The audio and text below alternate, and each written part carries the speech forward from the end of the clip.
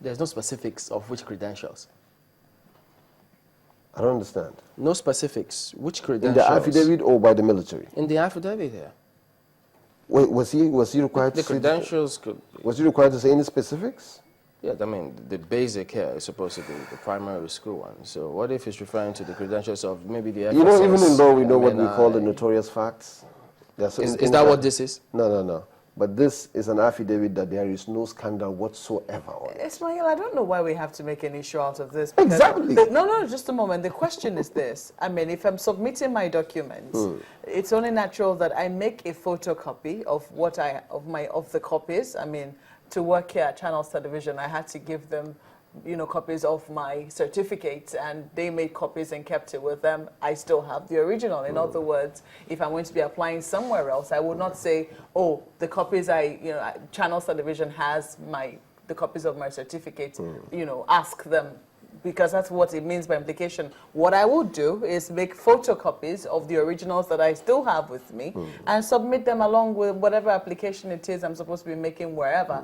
The question is, why hasn't the general done that? Because the assumption is that he still has the original of his certificate, unless, of course, he's saying he doesn't have them anymore, in which case he's asking, that he be allowed to get them from the institution that he attended, but it doesn't look like that's the case. Is he asking for preferential treatment? That's the question.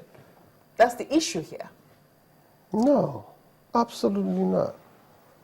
I don't know why there's a spin on this at all.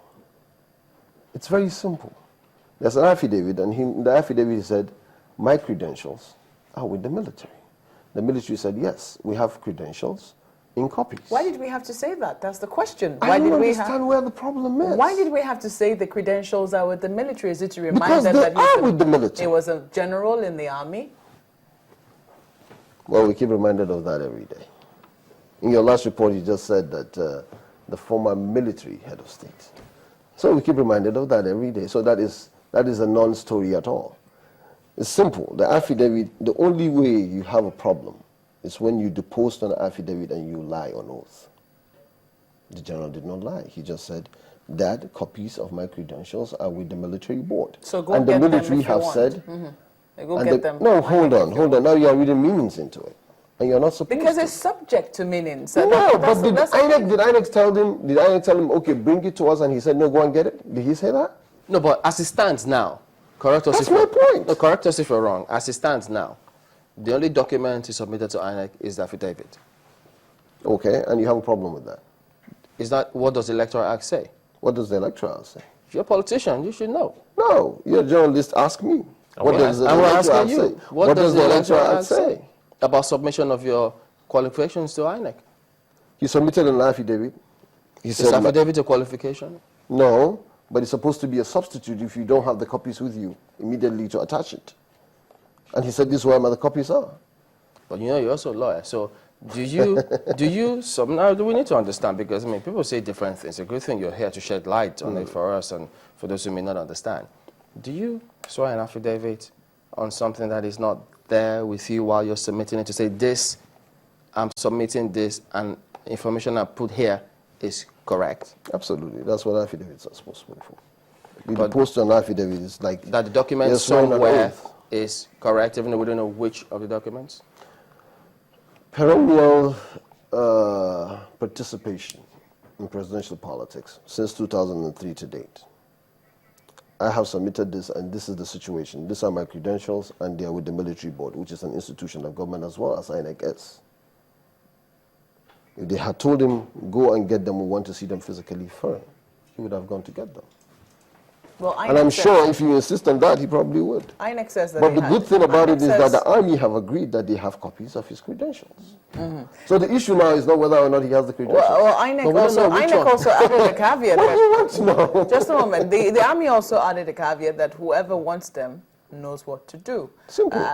Yes, and we don't know. We believe that is also directed at whoever says that his or credentials are also with the military. But, let us move away from this issue, because the reason why we brought this up is because, it's in the very little things that one begins to question how, what sort of example it is that we're showing. Is the APC also looking for endorsement any and everywhere? Because only yesterday, MEND, well, people don't know which MEND it is, but MEND was supposed to have been endorsing the APC. And so far, we have not seen any reaction. 2 reactions came up from the APC yesterday. One to a statement credited to the director of publicity of the PDP, and also to... So reactions from PDP, rather? No, well, to the DSS's recovery of materials from their data center. But how come there was no reaction to, what MEND, the alleged endorsement or the supposed endorsement of MEND? Is it an organization you said something. You said something. You said if APC was looking for endorsements. No. We didn't look for that. But you're happy to welcome them from wherever it is it comes from? No, not from wherever it is it comes from.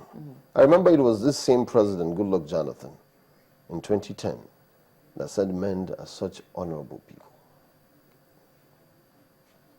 MEND. Okay, I don't know hold on. Saying that. No, I recall it. I recall it vividly. They're such honorable people that they would not do, because there was an allegation at that time that they were behind the October 1st bombing in Abuja. And he came out, the first person to come out and clear them. The same man.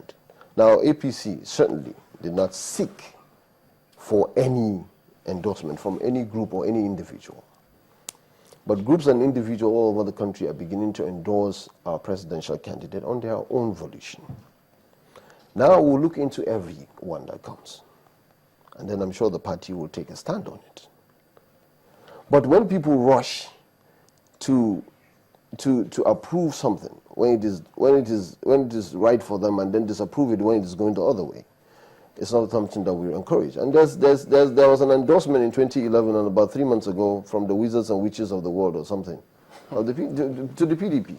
Who said anything? Did PDP come out to say that we don't know about the wizards and witches? I mean, wizards and witches, seriously. Okay, it's not a joke. Let's touch on this other matter because we're winding down soon.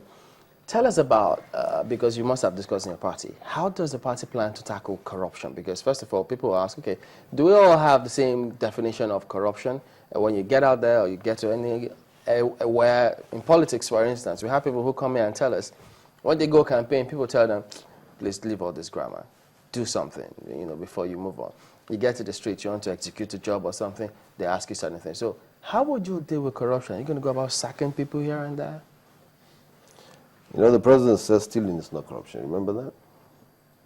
Well, to us, stealing, an intention to steal, is corruption. Whoa, so you would judge intention? No, hold on. Intention to steal, attempt to steal, stealing. They're all parts of corruption, as far as we're concerned. The president doesn't seem to think so. Well, that's his prerogative. We have a different prerogative. We believe that corruption has become endemic in this country. And it may not just be about taking money. There's corruption of intention as well. When the morale is low, when there's serious indiscipline in the system, then it leads to corruption easily. What we will do differently is, first and foremost, not about the policies and the blueprints, because we've had enough of that. And the departments and the ICPCs and EFCCs, they may be doing their job. But I think when Nigerians are interested in why General Muhammadu Buhari has become incredibly popular, is they want to see an exemplary leadership. This sincerity and ferocious patriotism that they can see in you, that you truly mean business. They're not going to go for words anymore. They want to see action. And the last 30 to 40 years of his public life, he has had every opportunity, every privilege that any Nigerian can dream of to rape this country dry. But he simply has not. That ability to tame that unwilling temptation to put his hand in the till is what stands him apart in this contest. And it is what we are going to use, that image of General Muhammadu Buhari alone and the likes of people around him who are anti-corruption czars as well. So will the party... And the APC, the platform which APC stands, of course, absolutely. Absolutely. Anti-corruption and insecurity is one of the major issues that APC is campaigning with. Well, at the moment, I think I'm not sure which paper. We understand APC has raised about 11 billion naira for its campaign funds now. From? Its campaign funds. We don't know from. Maybe you could tell us. From whom? No, well, we don't know where from. So Yeah, that's from why the we're people. putting the question. From the people. From the 11. Is it billion? No, I don't know how I much. saw it is. 11 billion. I had to look twice. And I don't know, but I know that the only money we've been raising so far has been through the masses, from our 10 naira, 100 naira, 200 naira. But how much is it now? I don't know how much it is precisely. I don't keep accounts. Okay, because I had to just double check. But Yeah, I think it's important that we check, because I mean nobody has seen that drive anywhere where funds are being collected on behalf of. What do you mean nobody has seen the it? candidate of the APC or the PDP? Yet they all claim to be getting money from the masses. No, wait a minute. What do you mean nobody has seen it? it's I 11 haven't billion. seen it. You haven't seen it, At yes, least but that I doesn't live mean in nobody. Nigeria and No, I work here. You have not seen the Buhari recharge card of 100 naira? I haven't seen it. Wow, I should have brought it here. She's been working too hard. Oh yeah, I guess so. I should have brought it here. Have you It's- seen it? It's Have you seen the everywhere. recharge card Seriously, of it's 100? everywhere. Okay, well, maybe I haven't seen it too, actually. Oh well. So I'm on the silent. You guys are having Maybe he has. But it's verifiable, you know. It's verifiable. You know, I'm just wondering. I should have brought the recharge cards here to I'm sell it just to you. looking and wondering that some salient issues being asked about people haven't actually been addressed when we talk about the candidacy of General Buhari.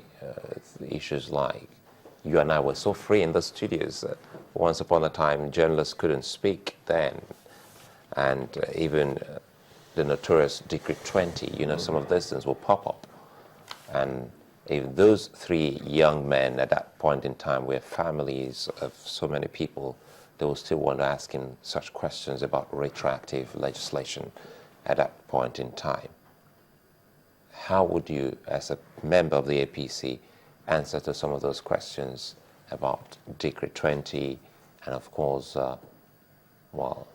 journalists who couldn't speak up then? Now, one of the best things about General Buhari right now, and about this campaign and about APC, is that we take responsibility. And he takes responsibility, and he takes questions, and he answers them. Now, I know during the course of the next 3 weeks, before the election, there's going to be there are going to be a lot of opportunities for people to ask him questions directly. Now, I can attempt to answer some of those questions, but by 1984 or 1983, I was, 4 years old, 5 years old? And I've had cause to discuss with him on several issues like this, and I've had cause to be with him when people were asking him questions like this.